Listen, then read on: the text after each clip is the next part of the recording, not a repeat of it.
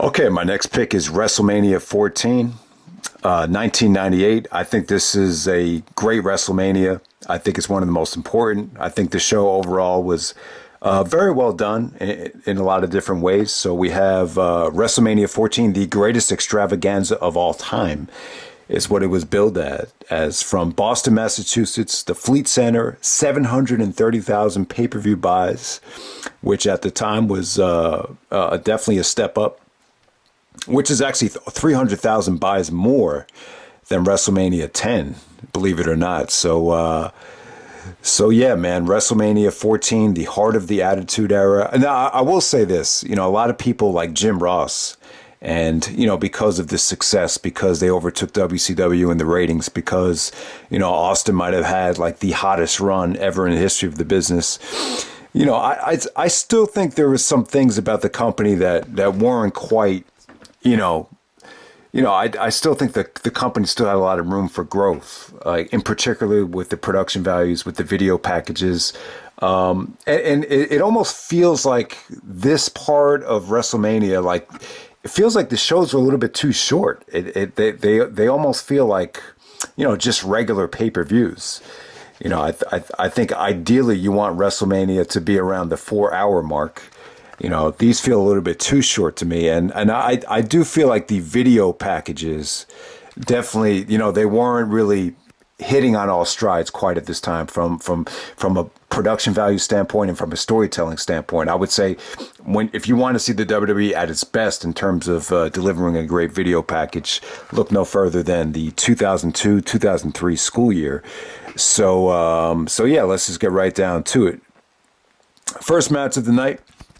You had a tag team battle royal to determine the number one contenders for the tag team championship. And really, you know what?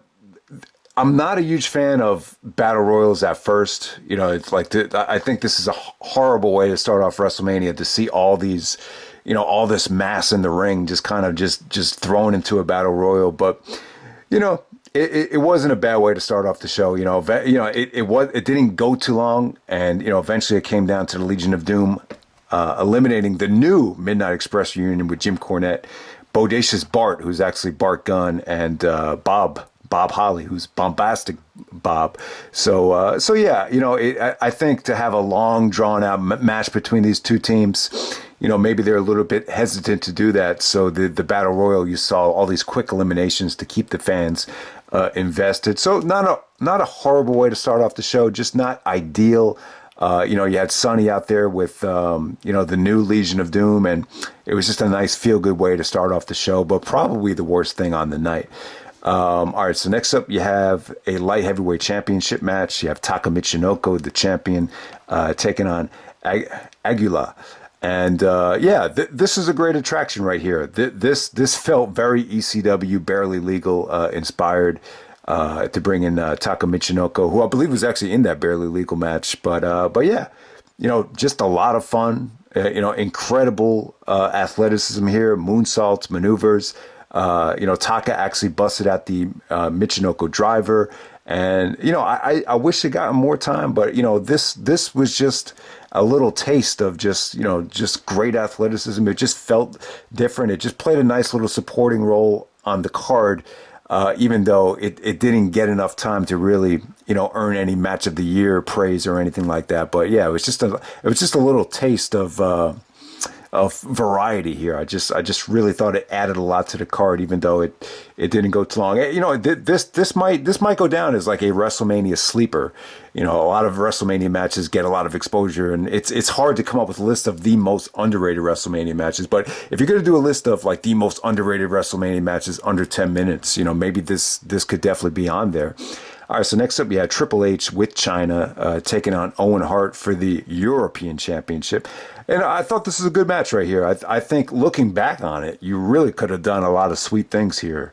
At the time, like no one really thought about it, but at the time, Triple H was the one that masterminded the screw job, and he's going up against Bret Hart's brother and Owen Hart. Just to imagine the video packages and storylines and promos that we could have had with this match, but.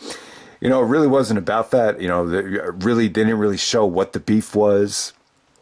So China is actually handcuffed to Sergeant Slaughter to keep China from interfering in the match. But, China had a little surprise of all this, powder. So she threw it at Sergeant Slaughter and still was able to interfere. But yeah, in terms of the actual match, I don't think Owen looked as good here as he did in 1994. I felt like when he wrestled Brett, he was more crisp. He was more athletic. The Attitude Era, they were kind of morphing away from submission wrestling into more of a brawling style. And I don't think it really suited Owen that well. And even in this match with Triple H, like you saw Triple H actually deliver a power bomb, which is something I don't think he ever did during his whole run with Evolution. So yeah, you could just see even here, like the Attitude Era, they were really more into a brawling, fast paced style with very little submissions. Owen did bust out the sharpshooter. The screw job was still fresh in people's minds, so he did bust that out. But, the referee was distracted. China, threw the powder in Sergeant Slaughter's face. Triple H got a monster reaction with the pedigree, which beautifully set up the DX babyface turn the next night. So I thought this was really good. I thought this was just a really, really good, match for Triple H to really, give him some momentum. As he would need it, as Shawn Michaels would, bow out the very next night, and Triple H was forced to become a major player. So very, very important match for Triple H. Probably the best WrestleMania moment of his career up to that point. And next up, we had the surprise of the night. You had Marc Mero teaming up with Sable to take on the artist formerly known as Goldust and Luna Vachon. All right, so yeah, Goldust didn't look great here. Definitely was dressed very weirdly. He had more of the red face paint here. He just didn't look like he was in the best shape of his career. But yeah, I mean, this is just a nice surprise. I don't know what it was here. Maybe the fans just didn't expect much, but they were just, every time Sable was in the ring and delivered the TKO or did a powerbomb, any type of Sable offense just got a thunderous reaction. I don't think, I'm a big fan of Trish, but I'll be honest, I don't think Trish ever got the kind of reaction that Sable got in this match right here. But yeah, it was just a nice, fun tag match. Luna got a lot of heat.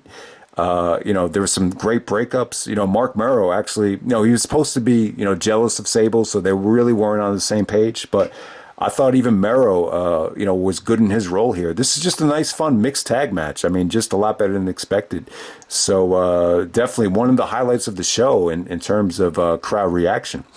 All right, next up we have The Rock of the Nation of Domination taking on Ken Shamrock for the Intercontinental Championship. All right, this was way too short for me. It only went about 5 minutes, but while it lasted, man, it was just a lot of fun. I think Rock was really showing a lot of charisma. He actually did a interview with forget her name. She was with Jeff Jarrett. Famous woman too. The name is just not coming. Jennifer Flowers. Okay, so they did this promo, and this is probably like the dirtiest The Rock ever got. Like he was talking about, The Rock would be judge, jury, and executioner. If that was a jury, it would be a hung jury. And he was talking, and he actually had a line about the president as well. He said, well, if the Rock was in charge of being president, he would just, as long as all the interns stayed in line and didn't do anything morally wrong. So it was just, that's probably as dirty as The Rock ever got in terms of telling like sexual jokes. It's funny, like 1998 was the year of being dirty and raunchy, and Jerry Springer, like Attitude Era, that's, for that time, the Rock was great. So yeah, Rock and Ken Shamrock here ended in a disqualification. Rock, this is the first time The Rock ever did the people's elbow, like to my recollection. It got a weird reaction, just not like the reaction, you're used to seeing it get. But yeah, Rock and Shamrock right here, just a lot of energy for the amount of time that it went. This has got to be one of the best 5-minute matches I think I've ever seen at a WrestleMania. It just had a lot of emotion, a lot of overselling from The Rock in terms of the ankle lock. And then, the Nation of Domination came out, and, Ken Shamrock is bellying the whole Nation of Domination. So it was designed to get Ken Shamrock over huge, and it was designed to get The Rock some more heat as a chicken shit heel. And then, Rock was actually bleeding from the nose. Shamrock had him locked in the ankle lock, and Farouk does his big babyface turn where he looks like he's about to make the save, and then he doesn't get in the ring and just lets The Rock just suffer with the ankle lock locked in. So yeah, great stuff there. This was this solidified The Rock as a heel leader, as Nation of Domination, as you know, Farouk would step aside and let The Rock get all the heat leading into the summer of 1998. So definitely good stuff there. I just wish the match had gotten more time. Later on, these guys would actually have a rematch in the finals of King of the Ring. But, they tried to build up Shamrock as this badass. He was suplexing all the referees that tried to break it up and everything. Shamrock was just he just lost control here. But the longer and longer this Shamrock babyface run lasted, the fans actually turned on him. Going into Breakdown 1998, which was in Canada. But yeah. All right. So next match, you have Cactus Jack teaming up with Chainsaw Charlie, who's actually Terry Funk, to take on the New Age Outlaws for the Tag Team Championships, Road Dogg and Billy Gunn. All right, so the dumpster match right here. Yeah, you know what?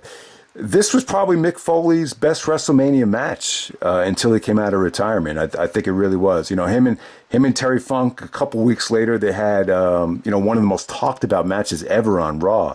But Foley. This is a dumpster match, so the way it's kind of the same rules as a casket match. You got to get both tag team partners into the dumpster.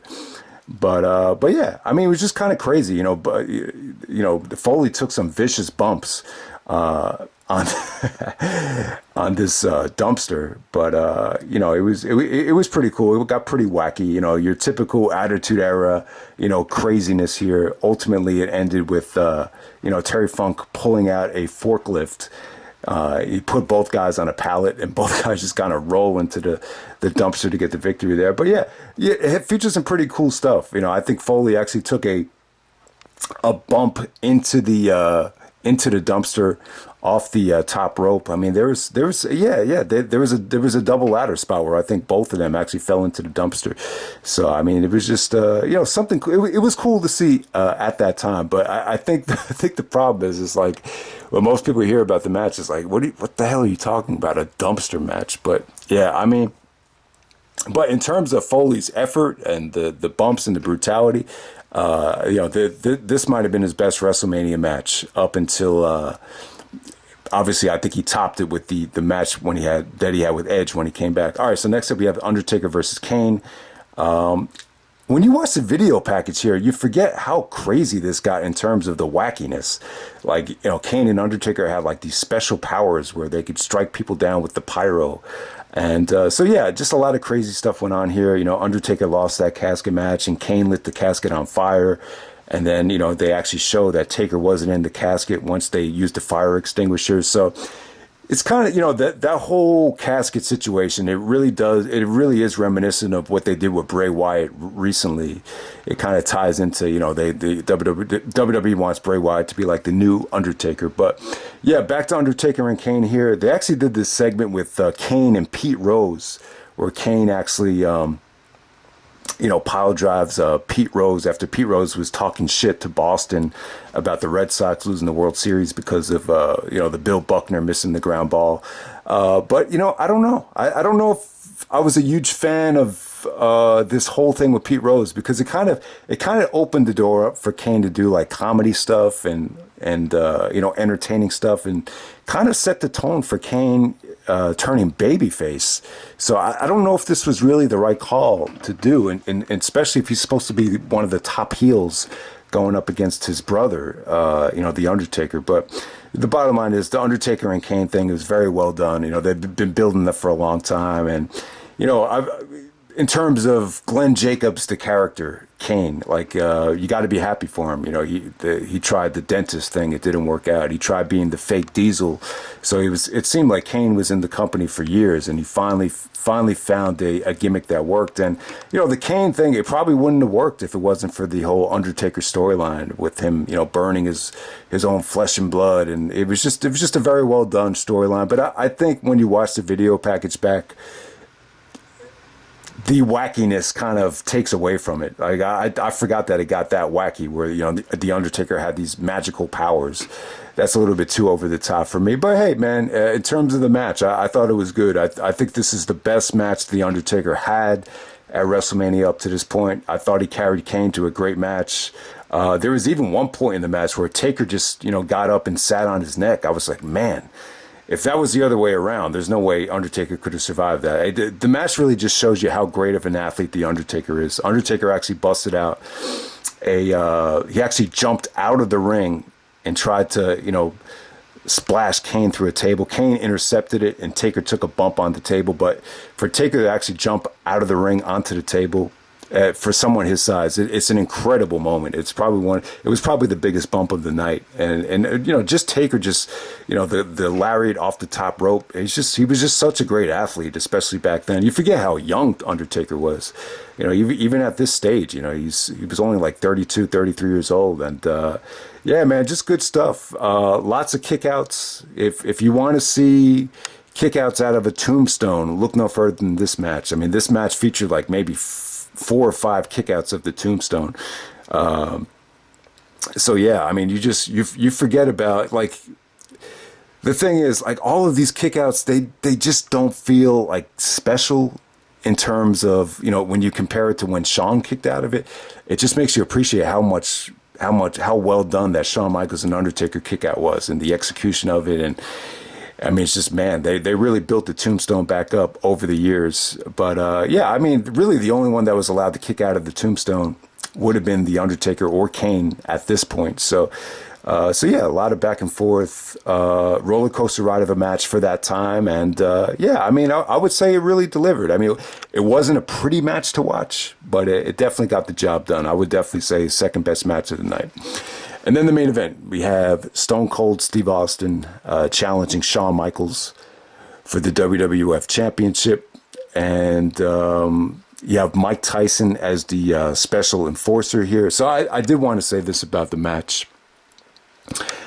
And it's kind of funny, like, I don't know if I've ever brought this up, but when you look at them bringing Tyson into the fold here, you know, there's just so many things that, like, took place that if that doesn't happen, who knows how the Attitude Era would have turned out. You know, so let's go back to Tyson actually biting Holyfield's ear off in the June of 1997, that big fight. So Tyson gets suspended, and, you know, while Tyson's sitting at home in the fall of 1997, obviously the idea came to Vince that, you know, Tyson was going to be available for WrestleMania because he's not going to be able to box for however long the suspension was.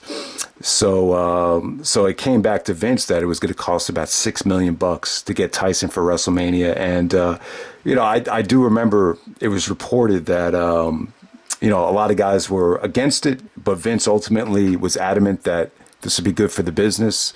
And it definitely paid off. I think having Tyson involved in this whole thing, it definitely created a lot of buzz. I remember there's so many people excited for it. But when I think about Tyson, I also think about Bret Hart. You know, Bret Hart had that huge contract, and I remember Vince came up to Bret and said, you know, I can't afford to pay you anymore. You know, I'm in financial peril, was the exact words. So look, I'm going to assume that, you know, when they were thinking about bringing Tyson in, let's say in September or October of 1997, you know, maybe one of the reasons he wanted to, you know, cut ties with Bret was to, you know, have some financial room, you know, to pay Tyson for this thing. I remember the reported number that they paid Tyson was $6 million. So that's just something to think about. Like if the Holyfield incident doesn't happen, you know, does Tyson end up being involved? Does Austin really capitalize on the momentum from WrestleMania 14 to the next level? If the Tyson situation doesn't happen, does Bret Hart stay within the company? If Shawn Michaels doesn't get hurt at the Royal Rumble and the casket match, does Shawn Michaels play a big part of the Attitude Era? So there's like so many what ifs that transpired during the 1997-1998 school year that, you know, it's kind of like, wow, man, if that doesn't happen, who knows? But, you know, Shawn Michaels had the injured back from the casket match, and I wish that match had never happened, because it definitely would have been cool to see Shawn Michaels as one of the leaders of the Attitude Era. He was definitely made for it. He was definitely cut out for it. But at the same time, you know, I think Michaels, particularly at this time, felt like he could do anything and not get fired. And, you know, maybe not having that politician around really opened the door up for guys like Foley and The Rock and, you know, other younger talent to thrive in the Attitude Era. And it all worked out. But yeah, man, Shawn was just in a lot of pain right here. He did look in great shape, though. I would definitely say that it's incredible the shape that Shawn Michaels looked in when you consider how bad the injury was. It looked like he actually, you know, put on some muscle and just looked like he was in amazing shape. But the other parts of the match, when he's trying to do the figure four, and it just looks like he has something like crawling up his ass. He just looks like he's in a lot of pain. But I still thought the match was great. I thought the atmosphere was good. I thought Austin's intensity was unparalleled. I just thought the finish was just very well done. You know, the video package, they could have done a better job here, especially with all the stuff that they had with Tyson confronting the Tyson Austin showdown, which is very well done. You know, all the promos that Shawn Michaels did with Austin leading up to the thing. You know, Austin winning the Royal Rumble. It just seemed like they skipped over all of that stuff. It just seemed like more of a Mike Tyson DX comedy package. So they could have done a better job of you know, with the actual video package before this match. But I'll tell you, man, everything else was great. I still think the finish holds up. I think Tyson coming in to count the finish is you know, it's really what I think a lot of the, you know, a lot of the mainstream fans needed to see to really, you know, give Austin that extra endorsement. I just thought it gave Austin a ton of momentum. And yeah, you could definitely tell Austin and Michaels were definitely, you know, you could definitely tell there was like some backstage rumblings because Austin looked so happy, like after seeing you know, Michaels go down from that Tyson shot. You know, they put the 316 over Shawn Michaels' face. So it's just one of those things where yeah, I just thought it was just very well done. And yeah, it just gave this company a ton of momentum. And I would definitely say the Tyson's role here was probably the most important celebrity role since WrestleMania 1. It really was. So that's WrestleMania 14. Hope you guys enjoyed the review, and I'm out. All right.